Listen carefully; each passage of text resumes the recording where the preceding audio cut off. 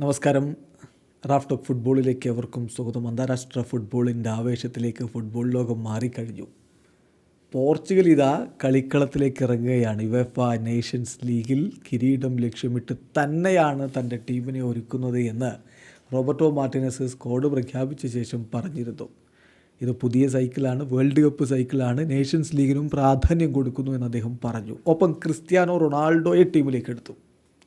Euro കപ്പിലെ CR7 പ്രകടനം മോശമാണെന്ന് പല മേഖലകളിൽ നിന്ന് വിമർശനങ്ങൾ വരുമ്പോഴും കോച്ച് പറയുന്നു അങ്ങനെയല്ല, CR7 എല്ലാം സമർപ്പിച്ച് യൂറോ കപ്പിൽ കളിച്ചിട്ടുണ്ട് എന്ന്.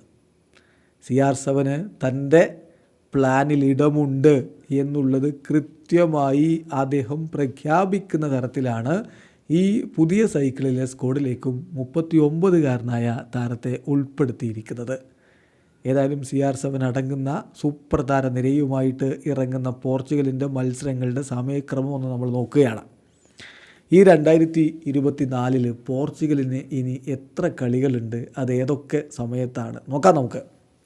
യുവേഫ നേഷൻസ് ലീഗിൽ ആദ്യ മത്സരം, പോർച്ചുഗലിൻ്റെ മത്സരം സെപ്റ്റംബർ 6 12:15 AM എന്ന് പറഞ്ഞാൽ സെപ്റ്റംബർ 5 രാത്രി ഇന്ത്യൻ സമയം September 6 12:15 AM Portugal ക്രൊയേഷ്യയുമായിട്ട് ഏറ്റുമുട്ടുകയാണ്.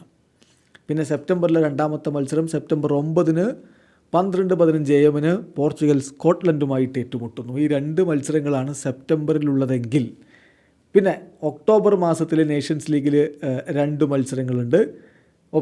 October 13 12:15 Portugal പോളണ്ടുമായിട്ട് ഏറ്റുമുട്ടും. ഒക്ടോബർ 16 12:15 AM പോർച്ചുഗൽ സ്കോട്ട്ലൻഡുമായിട്ടും ഏറ്റുമുട്ടും. പിന്നെ നവംബർ മാസത്തിലെ 2 മത്സരങ്ങൾ, അത് നവംബർ 16 പുലർച്ചെ 1:15 AM പോർച്ചുഗൽ പോളണ്ടുമായിട്ട് ഏറ്റുമുട്ടുന്നു.